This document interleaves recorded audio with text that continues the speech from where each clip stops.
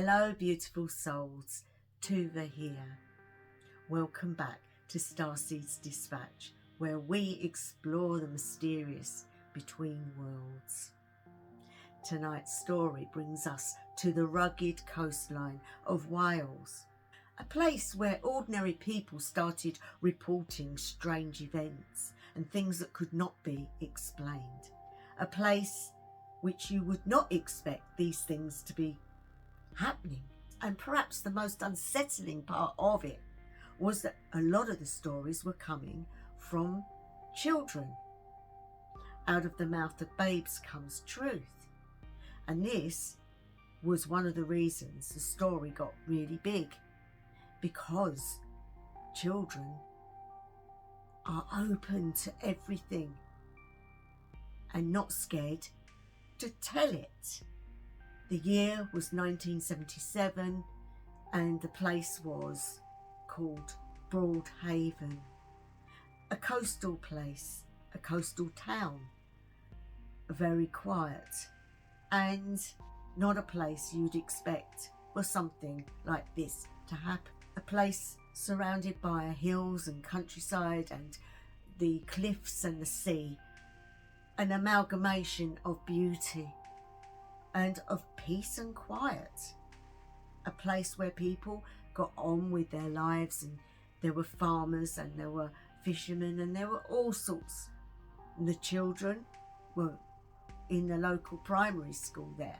There was an abundance of children, and these children would also play outside freely and safely with no problems. It was nothing to see them go out early in the morning and not come back till dark, because there was no fear of anything bad happening. This is a place where lights and strange goings on in the sky was not even thought of. But during the late 1970s, things started to change and weird happenings started to become normal. Glowing objects, strange lights in the sky, and even experiences of seeing creatures or humanoid looking creatures and mysterious beings seen in the isolated areas, almost like they were hiding from the local people.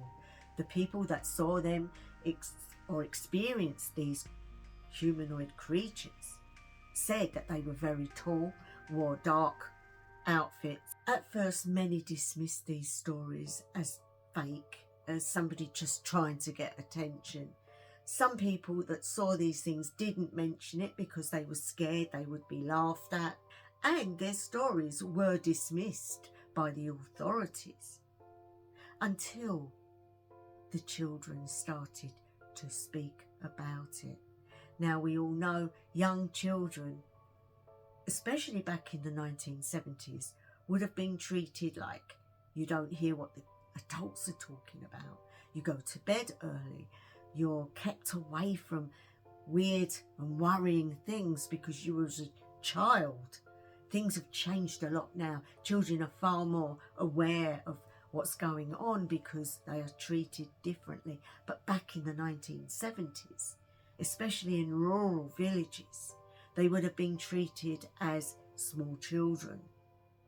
And so for these stories to start coming from the mouth of babes was very enlightening and very scary. One afternoon in the local primary school, the children there saw this metallic floating object outside, and it was hovering. Well, some said it looked like it had landed, but others said it was cigar shaped.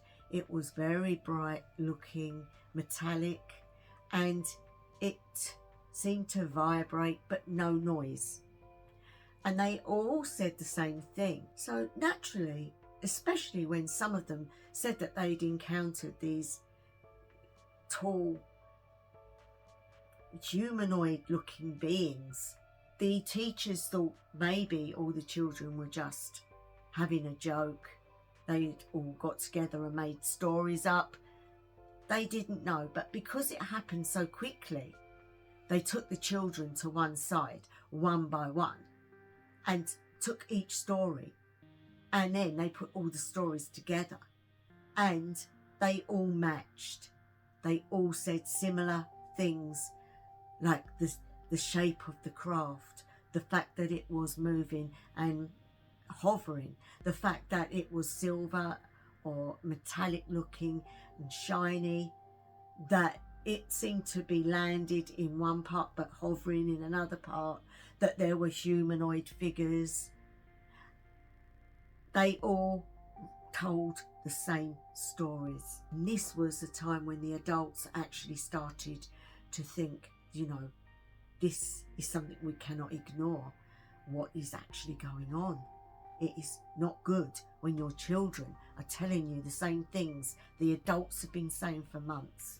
This was just one isolated event, even though big. There were many others. Farmers, families saw things in the skies. People that were travelling on the roads, around the fields, and that would see these humanoid creatures.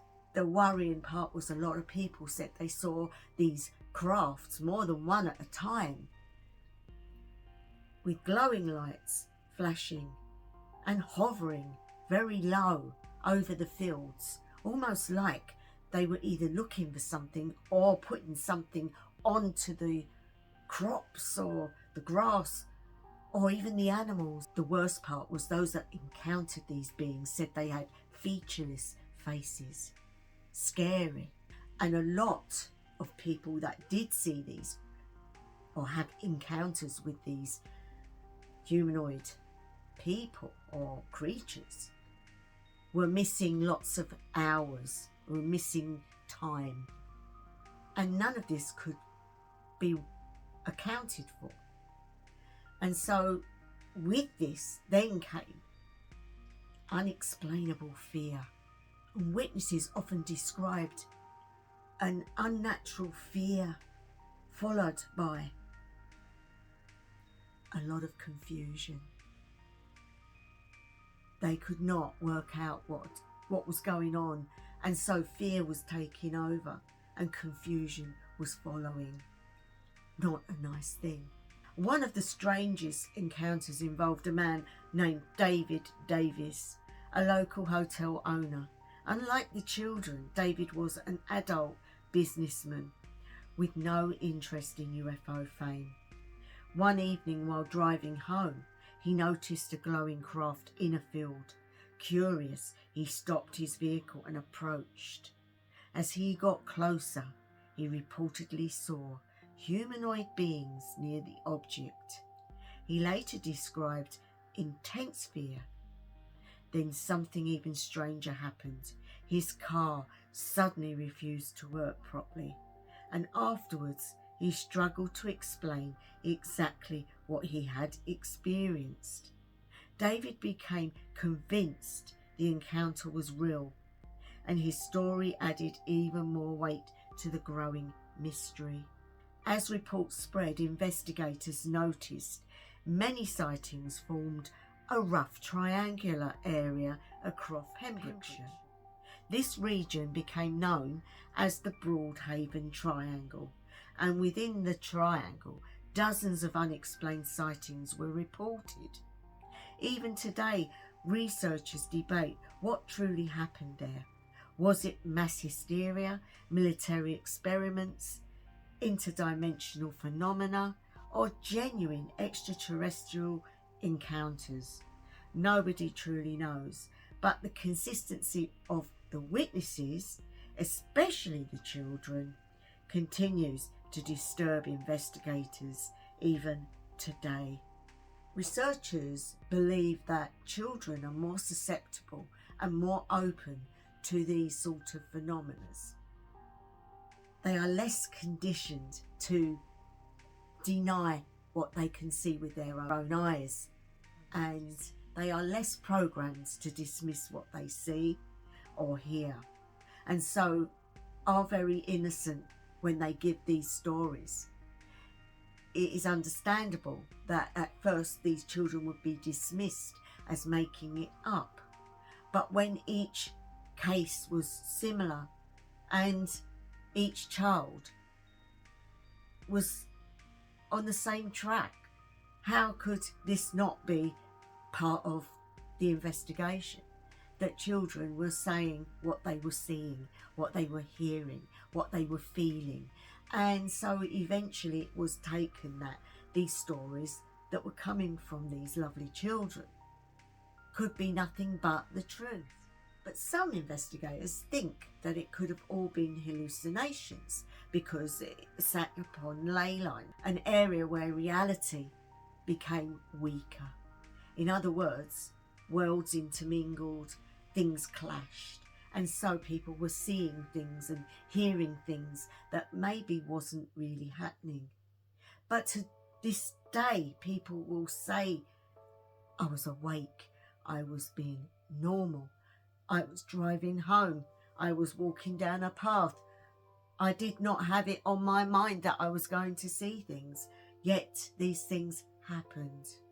And it would happen to everybody, not just some specific people. These researchers were saying maybe some people are just more sensitive to these energy shifts. There are other areas, especially like in England, where you have Stonehenge and you have Glastonbury. There are people that cannot go into Glastonbury because the area emits some sort of energy that some people cannot take to, and so they feel repelled and they feel ill and they cannot enter that village. The thing is, was it something like that? To this day, nobody knows. All they can do is look at the experiences and try to find out what the cause was. Let us know what you think about this story and whether you've had experiences or know of stories in your area.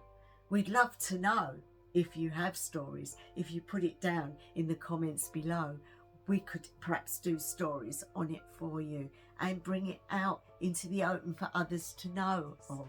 Truth or false, who knows? But they're all good to listen to and explore. So, thank you all for joining us today. Until next time, keep watching the skies.